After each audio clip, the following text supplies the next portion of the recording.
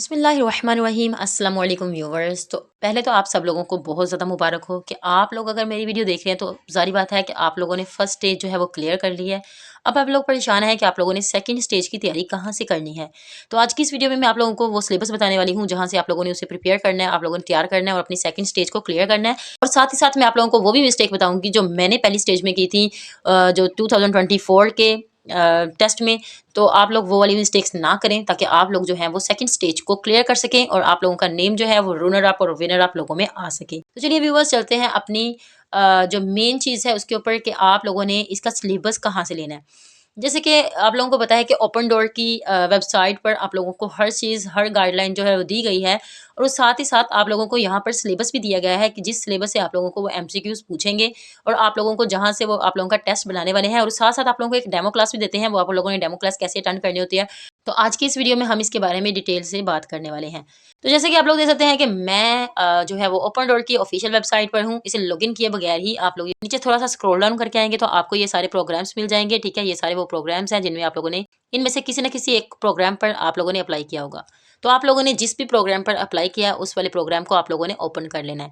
जैसे कि अगर मैं आपको अपने प्रोग्राम के बारे में बताऊं तो मेरा है केमिस्ट्री एंड मटेरियल साइंसेज, मतलब मैं लाइफ साइंसेज में थी। तो मैंने केमिस्ट्री का जो है यहाँ पर टेस्ट दिया और मैं सेकंड स्टेज के लिए सिलेक्ट भी हो चुकी हूँ। आप लोगों ने क्या करना है कि अब आप थोड़ा सा नीचे आएंगे। ठीक है, ये अभी बैचलर वालों के लिए, अभी बैचलर वालों को नहीं करना। आप लोग अगर बैचलर के हैं तो आप लोग बैचलर का देखेंगे। ये देखिए डेमो वर्जन है और उसके बाद यहाँ पर प्रोग्राम ऑफ सब्जेक्ट एरिया है। उसके बाद आप लोगों को बताया गया है कि किन किन सब्जेक्ट्स में से आपको पेपर आने वाला है। ठीक है, इसको तो इसे छोड़े, हम लोग मास्टर के हैं तो मास्टर के लिए ज़्यादातर लोग यहाँ पर मास्टर के लिए अप्लाई करते हैं। तो मास्टर का देखते हैं यहाँ पर सेकंड स्टेज का। तो पहले तो यहाँ पर रिजल्ट आ गया। ठीक है, रिजल्ट को आप लोगों ने तो देख लिया होगा क्योंकि आप लोगों ने सेकंड स्टेज में पार्टिसिपेट कर लिया है।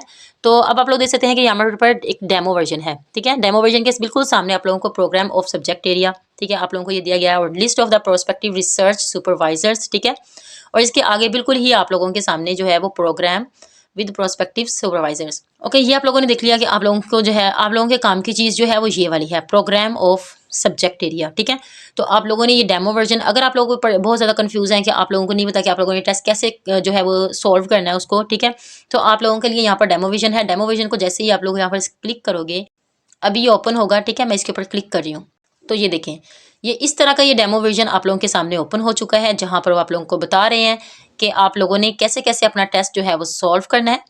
ठीक है, आप लोगों को ये बता दूं कि यहाँ पर कोई एमसीक्यूज टाइप नहीं होता है।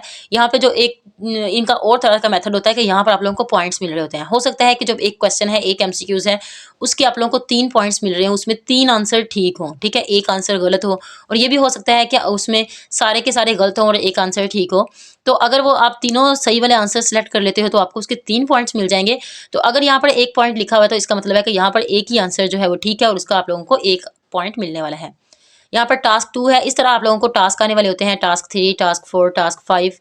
यहाँ पर आप लोगों के पास 23 प्लस टास्क जो हैं वो होते हैं। ठीक है, ये आप लोगों को कुछ टास्क मिलते हैं, ये टास्क आप लोगों ने करने होते हैं, ये आप लोगों को देते हैं। अगर आप लोगों को इस तरह का टास्क आता है तो इस तरह के टास्क के लिए आप लोगों ने क्या करना होता है कि आप लोगों ने एक तो यहाँ पर वहाँ पे आंसर का ऑप्शन होता है, वहाँ पे आप लोगों ने आंसर लिखना होता है, और दूसरा आप लोगों ने क्या करना होता है कि आपने किसी कॉपी पर लेके, किसी कॉपी को लेकर वहाँ पे एक क्वेश्चन को सॉल्व करना होता है। सॉल्व करके उसे उसकी पिक्चर बना के, जब ये क्वेश्चन, ये जो टेस्ट खत्म हो जाता है तो उसी टाइम पर आप लोगों को थोड़ा सा टाइम मिलता है, तो वो जो पिक्चर आपने बनाई होती है वो आप लोगों को अपलोड करने का अलग से टाइम मिलेगा। ठीक है, तो इस तरह आप लोगों ने ऐसा कोई भी क्वेश्चन जो आप लोगों का सॉल्व करने वाला हो तो आप लोगों ने बिल्कुल नहीं छोड़ना है। ठीक है, कुछ लोग यहाँ पर छोड़ देते हैं और पिछली बार मैंने भी ऐसे ही किया था। तो वैसे मैं आप लोगों को ज्यादा प्रेफर करूंगी आप 3 पॉइंट्स वाले क्वेश्चन को जरूर करिएगा और इसको सॉल्व करके जल्दी से सबमिट करने की कोशिश करिएगा। ठीक है, जितने भी क्वेश्चन आप लोग सॉल्व करते हैं, चाहे वो ठीक हो या गलत हो, आप लोगों को उसमें से नंबर जरूर मिलते हैं। तो इसलिए ये आप लोगों के लिए प्लस पॉइंट है कि आप सारे क्वेश्चन को जरूर सॉल्व करिएगा। और ये मैं आप लोगों को ये भी चीज बता दूं कि इसका टेस्ट बहुत ज्यादा टफ होता है, इसलिए आप लोग इसको आप लोगों ने बिल्कुल भी लाइट नहीं लेना, बिकॉज इसका टेस्ट बहुत ज्यादा मुश्किल होता है। मैंने खुद इसका टेस्ट दिया हुआ है और आप लोगों ने इन वाले सब्जेक्ट एरियाज को अच्छे से तैयार करना है। जैसे कि अब मैं इस पर क्लिक करूंगी तो मैं इस सिलेबस को देख लेती हूँ।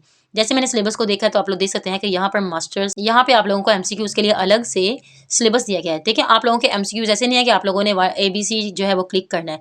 कहीं पर ऐसा होता है कि आप लोगों को यहाँ पर सॉल्व करने का क्वेश्चन आ जाता है, तो आप लोगों को एक थ्योरी आती है, तो इसलिए आपको इसकी ग्रिप होनी चाहिए, इसके बेसिक की ग्रिप होनी चाहिए। इसकी बेसिक की ग्रिप के लिए आप लोगों को क्या चाहिए कि आप इन वाले टॉपिक्स को लें, गहराई तक स्टडी करें और चैट जीटीपी से इसका मटेरियल लेकर इसको समझने की कोशिश करें। समझ कर इसे करेंगे तो आपका हो जाएगा। ठीक है, ये 17 पेजेस हैं जिस पर आप लोगों को यहाँ पर लिंक्स दिए गए हैं कि आप लोग कहाँ से इसे प्रिपेयर कर सकते हो, कौन सी बुक्स से देख सकते हो।